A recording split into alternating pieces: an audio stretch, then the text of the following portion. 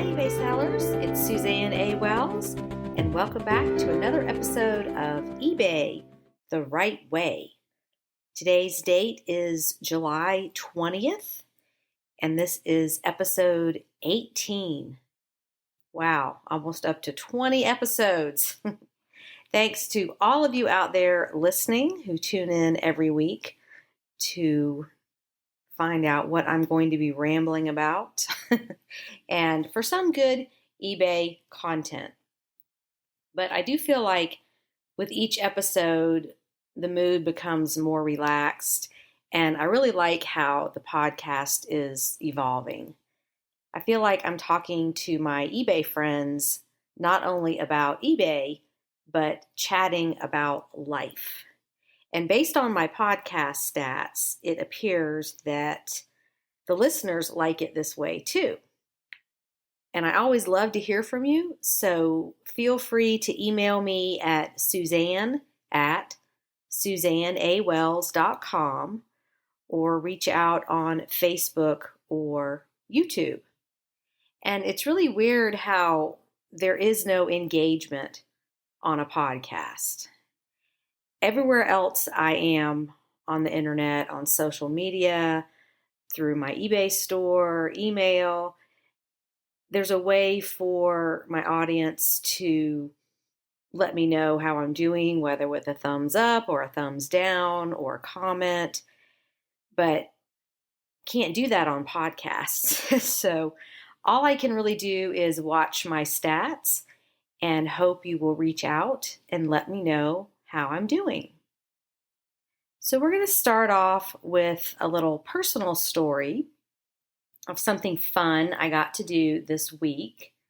I talk about my best friend of 41 years who lives in Greenville, South Carolina, and we get together every few weeks. And this past weekend, she came to Georgia because our gymnastics coach from the 1980s, who moved to California back around 2000, I think, he was in town. So the three of us went out and did what's called a progressive dinner. Normally it's done like in a neighborhood where one person has the appetizer at their house, and then everybody goes to a different house for the salad, and then somebody has the main course, and somebody has the dessert, and you just constantly move around. And it's called a progressive dinner. Well, we did that with restaurants, and we just thought it would be fun to move around. And so we went to one restaurant, Taco Mac, which is like a sports bar, and had our first adult beverage and some artichoke dip and tortilla chips, and spent a couple hours there just talking and laughing. And then the next place we went was a Mexican restaurant, and we had our main meal there. And I ordered a pineapple margarita in the small size, but as fate would have it, it only came in the large size. So we drank giant margaritas and had Mexican food, and that was just so fun to reconnect with people that you've been friends with pretty much your entire life. And, you know, all the inside jokes that we know, and all the songs and movies and TV shows of the 80s, all the pop culture stuff. And it was just really fun. And then we ended up at the Cheesecake Factory and got a couple of pieces of cheesecake to go, and just shared those, because if you've ever been to the Cheesecake Factory, their cheesecake slices are just gigantic. And there's something like 50 different flavors to choose from. So it was a very overwhelming decision. But anyway, that was fun to get together with old friends and talk and laugh. And when you have friends scattered around the country, it's really special when they come home to visit and have time to work you into their schedule. So we enjoyed ourselves on that. Okay, we're going to move on to listener comments and questions. Okay, we're going to start off with Anne, who sent me an email about using my aggressive 8-point plan to break a sales slump. That is in the premium library, and they are exact steps you can do to get your sales going again if you are in a sales slump. It has nothing to do with buying more inventory. It's actually about how to optimize all the work you've already done. So she said that she employed only one step of the 8-point plan, and that has to do with a very specific way to use promoted listings. It's July 15th, and I've had more sales dollars and profit than I normally do in a full month. I was skeptical that it would cost me too much money, but it's been totally worth it. So if you are a member of the premium library, check that out. It's in the same section as the do-it-yourself store critique. And if you are not in the premium library, you might want to join just to check out this plan, because it's aggressive, but it works if you do all the steps. So I was glad to hear that she found success with that plan, and she's already made the same profit in half a month than she would normally in a full month. So that speaks to her in taking action, because there's a lot of information out there on the internet about eBay, how you should be doing it, how much inventory you should have, how many listings you should have. And this is really not like anything out there on the internet that is the same old, same old. This is very different. But the key point is you have to take action. You have to do the steps. You have to be disciplined enough to follow the plan, because all the great advice in the world is never going to work if you don't take action. So that's the key. The next message I received was from Kathy, and she was talking about the episode where I was discussing selling damaged and defective items on purpose, because not everybody wants something, especially clothing, in perfect condition based on what they're going to be using it for. And I had talked about crossing paths with another shopper in a thrift store who, it was a guy, and he was trying to buy clothing for his mom, tops and sweaters for her. She was in a nursing home and would frequently spill food on herself, and they didn't want to take away her dignity by not letting her be independent enough to feed herself.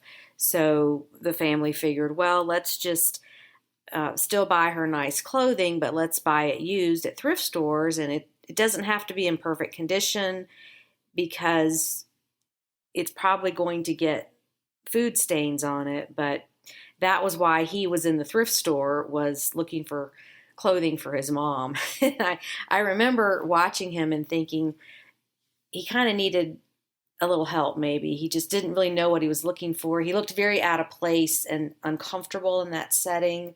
So that's, he just explained what he was looking for. And I'm like, that's a really smart way to think when the clothing is probably going to end up stained, but his mom still wanted to look nice. So that's when they started buying her secondhand clothing. Anyway, so Kathy sent me this message that says, until 2 years ago, I was a nursing home administrator for 25 years. I thought you would appreciate this story because it repeated itself in various ways over and over. She said, "We ruined a resident's favorite blouse in our laundry. Of course, the family said they paid at least $100 at a high-end store and wanted a reimbursement. I found the exact blouse on eBay for $4.95. That's $4.95, in excellent condition, and gave it to the resident. Case closed."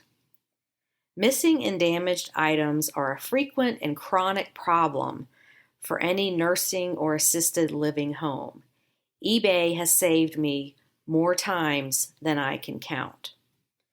So I really appreciate Kathy giving her input on that, because I do sell damaged or defective clothing really every week. Something sells. It has a little bit of a stain on it, or a button's missing, or it's just not perfect. In fact, I sold a Ralph Lauren denim shirt today, button front, well, actually it's snap front denim with the pearl snaps on the front, the pockets, and the cuffs. And one of the pearl snaps was missing.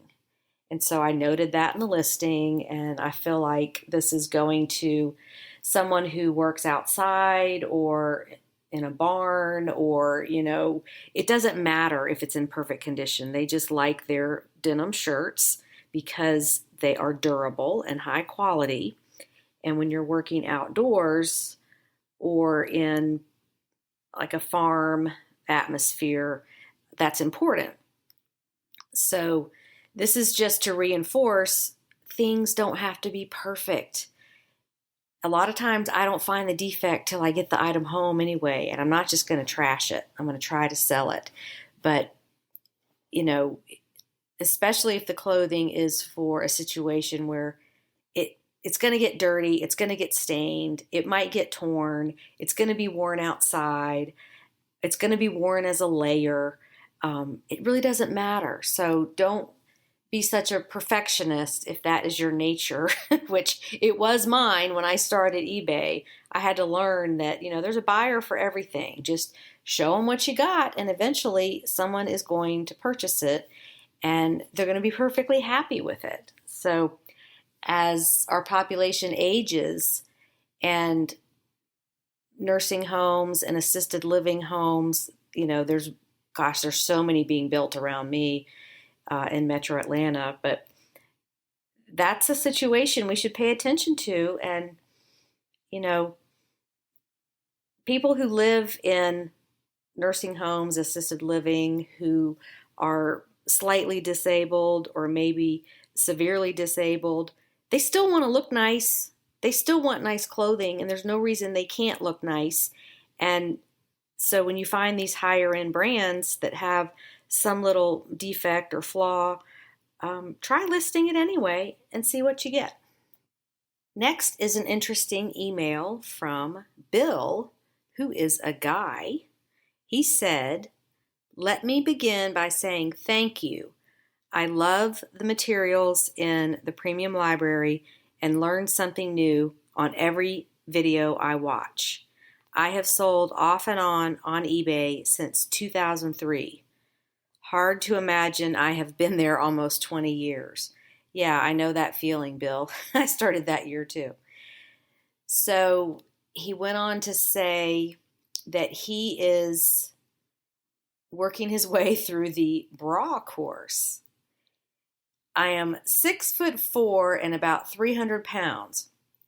I was thinking I'm going to look ridiculous in the bra section, but no one batted an eye. I love that bra course. Already found and sold 3 in a week's time." And I just replied and commended Bill that, good for you in going outside of your comfort zone. My philosophy has always been, if you're in the thrift store anyway, you might as well learn as much as you can about all the departments and sell everything that's profitable. Because, if you only let's say you only sell golf shirts, which I did for a long time when I first started eBay. That's all you have. And maybe you have like 1,200 golf shirts, and that's all you do. And you just go from one store to the next. And that's your product line. That's it. First of all, how incredibly boring it's going to get just selling the same thing over and over and over. You know, whatever you choose, whatever your business is, whether it's eBay or a bakery or, being a veterinarian, whatever it is, you have to prevent burnout, and it has to be sustainable. This is why people change things up all the time, because they get bored. And when you're bored, you're not jumping out of bed in the morning excited about what you're going to be doing. Boredom is a thief of time.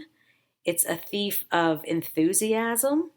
And so if you're in the thrift store anyway, why not learn as much as you can about all the different things? Because if you're just selling one product and you're running from thrift store to thrift store all the time, just looking for that one thing, that's not time efficient at all. That is a huge waste of time. And this business is all about time. How much can you get done in a day? So I commend him for diversifying that much, including selling women's clothing and bras, because really 75% of the clothing in a thrift store is women's clothing. So if you're not learning it, you're really leaving a lot of money on the table. But I asked Bill if I could use his story in this podcast, and he says, of course you can. You're welcome to use my story in an upcoming episode of the podcast. If I'm not embarrassed to wander the aisles of the women's lingerie department, I am not too embarrassed to have my story relayed in the podcast. So I love that attitude that, he's just willing to try anything, and why not? It's all about making money, and being time efficient is a very important part of that. Okay, now I'm going to move on to something new I learned this week, and this is more like something that happened out in the world this week. I mentioned last week that I purchased a pair of prescription sunglasses, and they just weren't fitting right. They were slipping down on my nose, and, like a nerd, I'm pushing up my glasses every 5 seconds. It just got really annoying. So I looked up all these different hacks you can do to keep your glasses from slipping. And one of them was put extra nose pads on, like these little clear stick-on nose pads you can use, or these little foam things. They look like miniature pool noodles that you slide on the arms of your glasses to like hold them more snug to your head. So I got my glasses at Walmart, and I just happened to be in a Target and walked by their optical department and thought, oh, I bet they have those little accessories. I'm going to see if they have any so I can get these glasses to stop sliding off my face. So I went in there and asked the employee if they had these accessories, and she's like, no, we don't have any. What are you trying to do? And I'm like, explained to her, that these new glasses just aren't fitting right.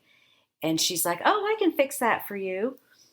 And I said, well, I didn't get them at Target. I didn't get them here. I got them at Walmart. She's like, that doesn't matter. I can still fix them for you.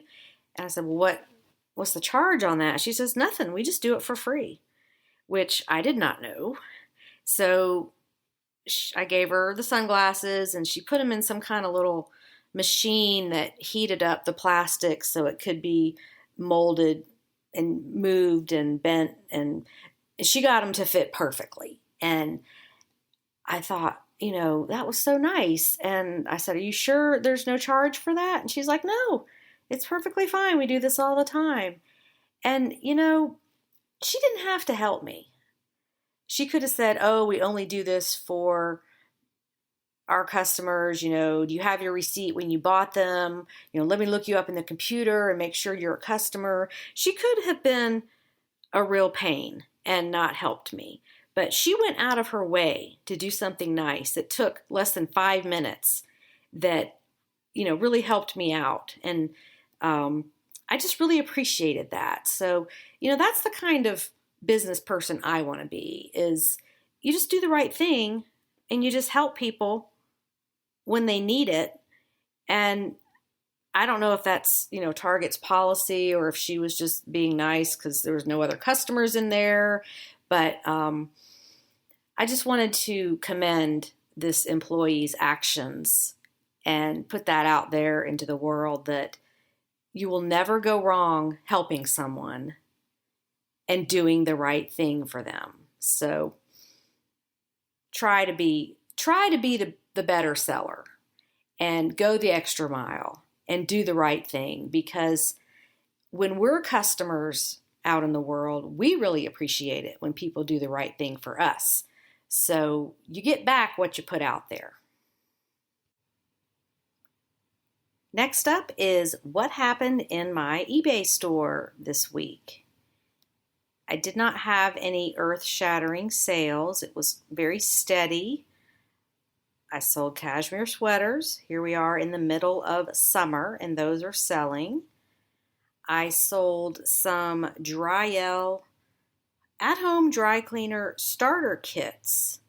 I found these on sale at the grocery store, marked down to $2.50 a box, and I sold 2 boxes to one buyer for $20 a piece. So that was a $40 sale, $5 investment on a clearance item from the grocery store. I sold a fossil leather handbag for $50. Some Athleta clothing, a Halloween costume. It was a mermaid costume, adult medium mermaid fantasy costume with glitter. So Halloween sells all year, and just some other odds and ends, so nothing earth-shattering. But I wanted to tell you a little story about my thrifting trip to Goodwill, where I look at everything and I take my time, and I'm in there 3.5 hours sometimes, because I do look at everything. But I was going through the plush aisle. Now, the entire aisle on one side is completely jammed full. There was so much in this store that you could hear things falling off the shelves every now and then, because they had so much stuff crammed onto the shelves. And I finally asked an employee, I'm like, what's going on in here? There seems to be like so much merchandise. And she said that the manager quit, and then 2 employees quit all within a couple of weeks. They were severely understaffed, and donations are up.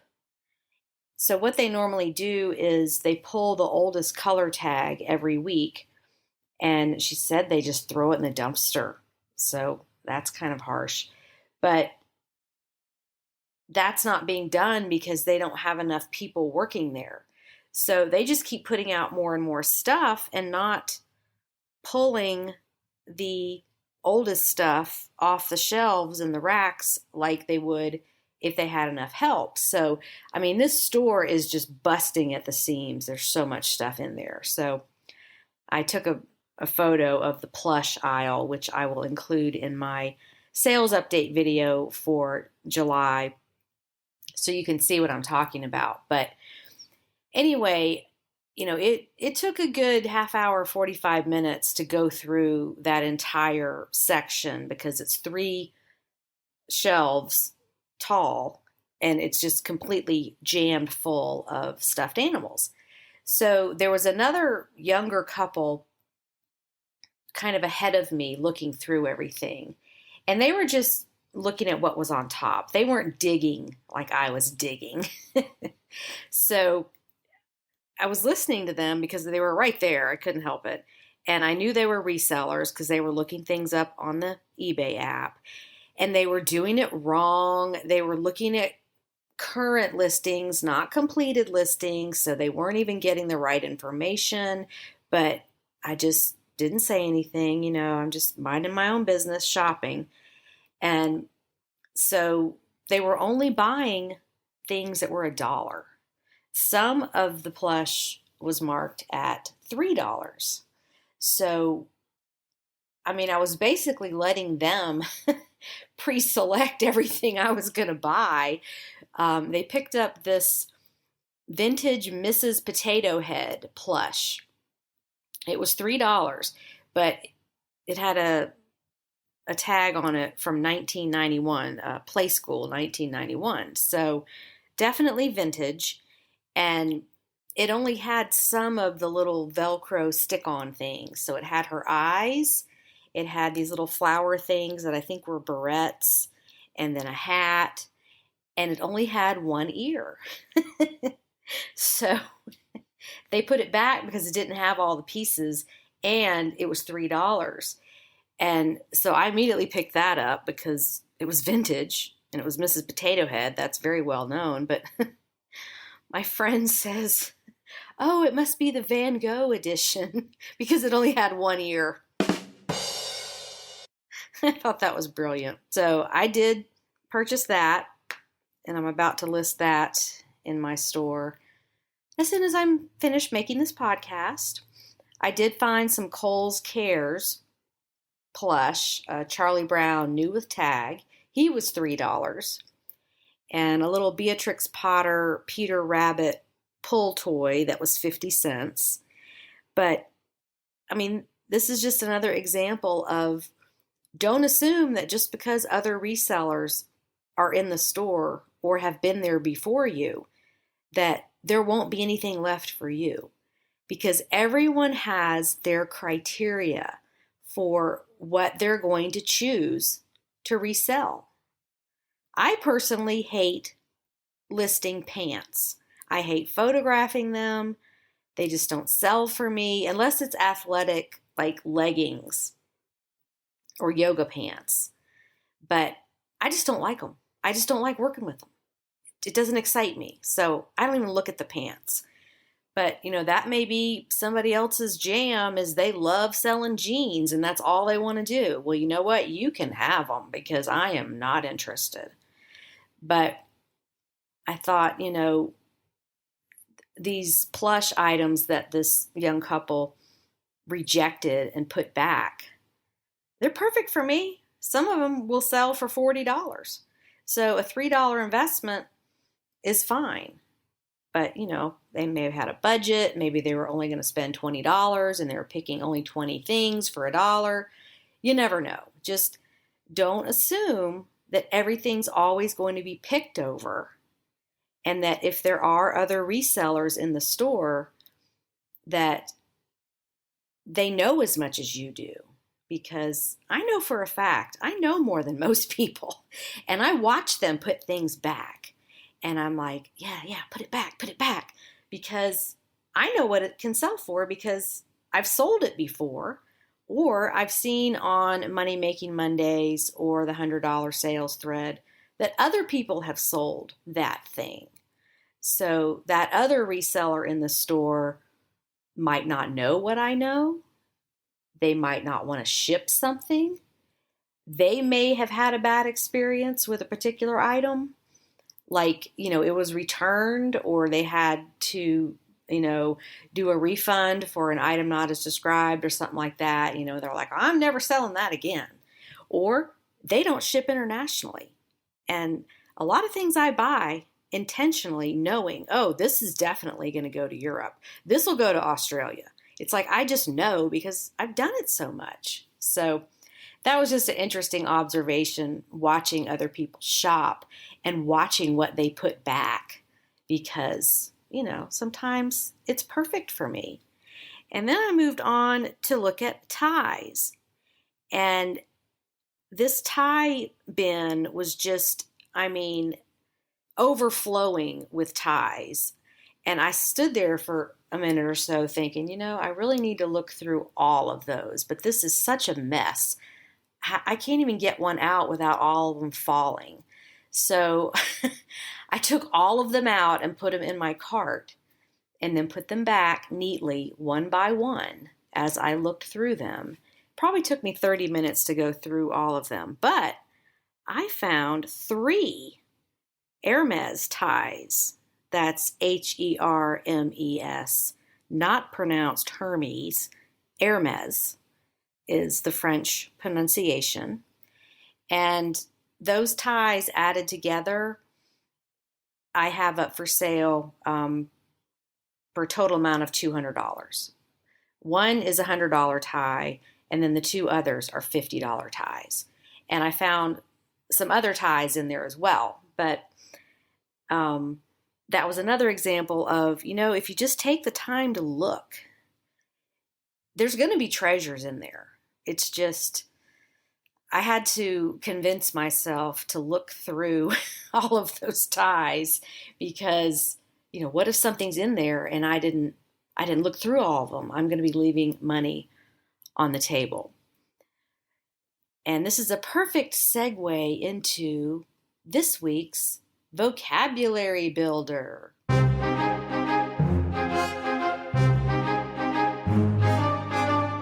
The word this week is Hermes. Again? Hermes. Again? Hermes. Hermes, which is French.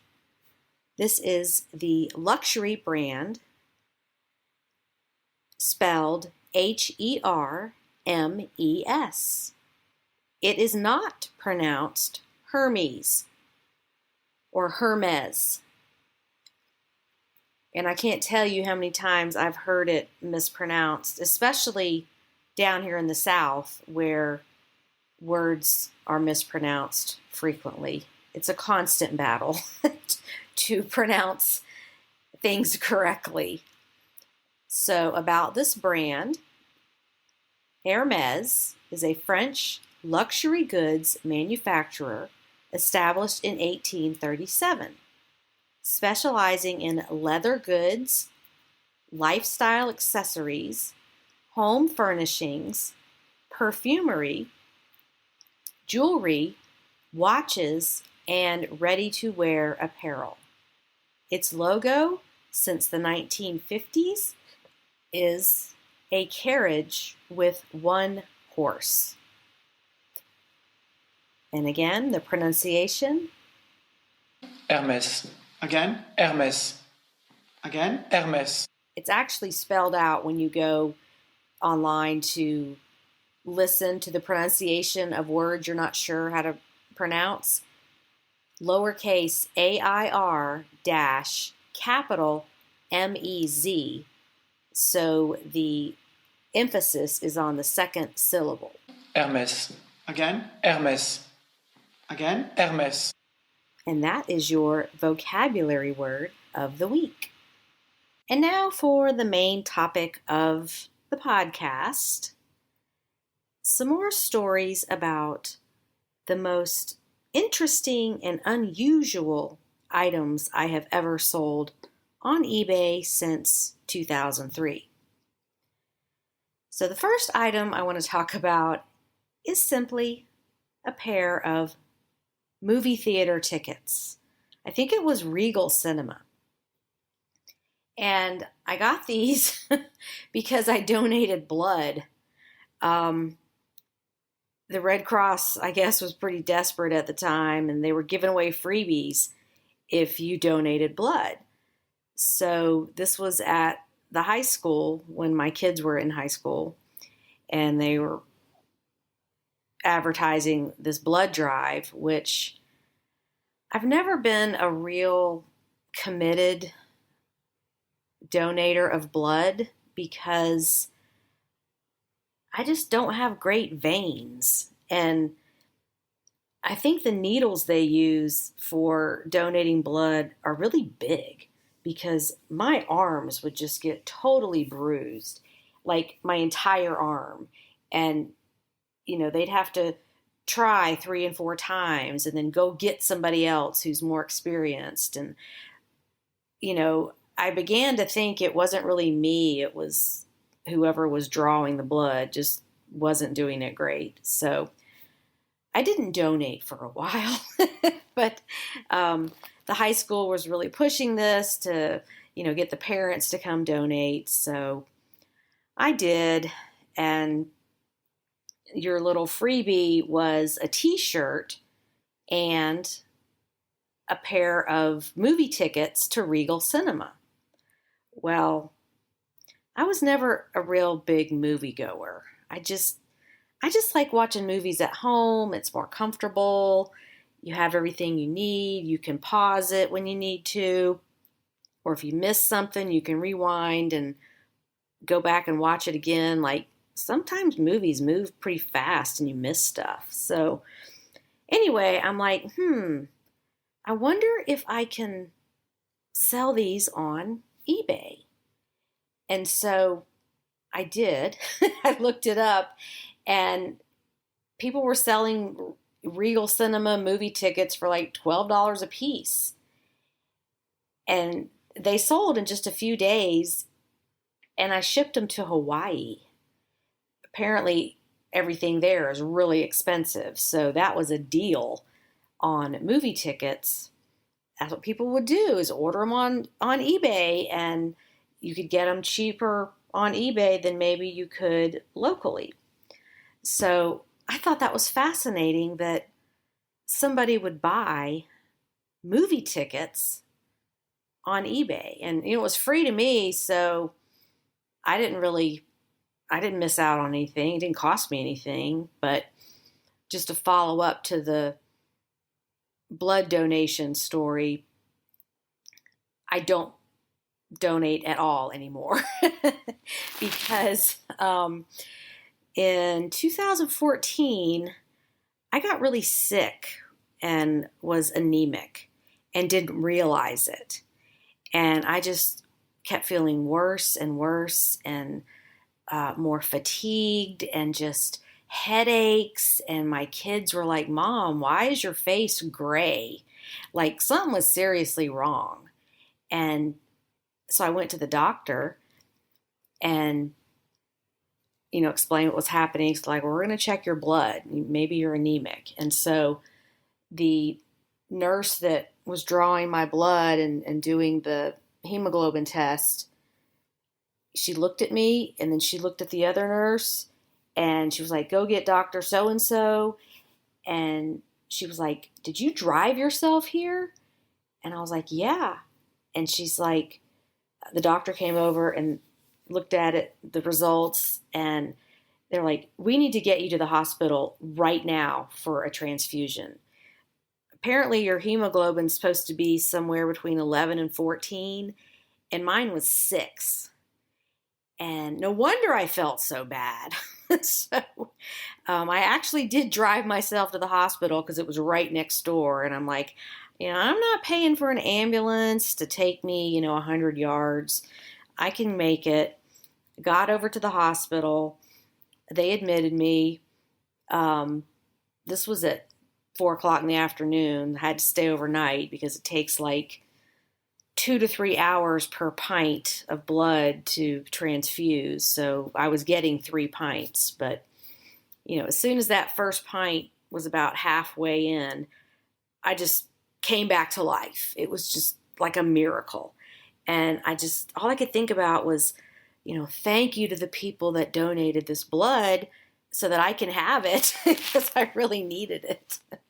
But I said all that to say that after you get a transfusion, you can't donate for a certain period of time. I think it's 1 or 2 years. So I just kind of gave up on that.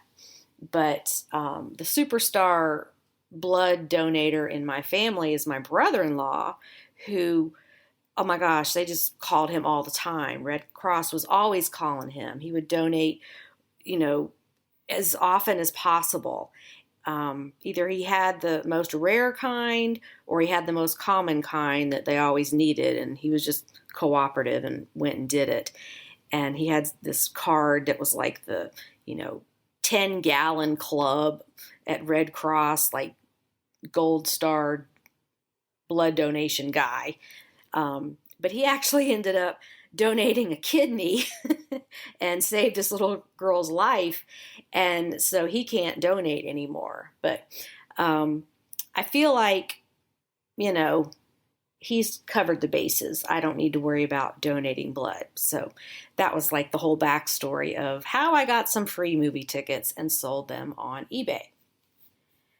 Okay, and now the next item that was interesting to sell was some female golfers' autographs. My mom grew up on Palmacia Golf Club in Tampa, Florida. Her grandfather actually built it. He was in the real estate business, and so they had this beautiful house on the golf club, and so they would have tournaments there, and she got to meet some of the famous female golfers back in the day. She was born in 1938, so, through the 40s and 50s. And so she had an autograph book, and we went through that book and sold the autographs separately. Now, one of the autographs was Babe Diedrichson, who became Babe Zaharias. She married George Zaharias, who was a professional wrestler. That was his sports name. He had a different name. He was Greek. And anyway, his ring name was George Zaharias. So they actually met playing golf. So it was a very interesting story. But we did sell Babe Diedrichson Zaharias's autograph for about $200. I mean, it's just a piece of paper with an autograph on it. So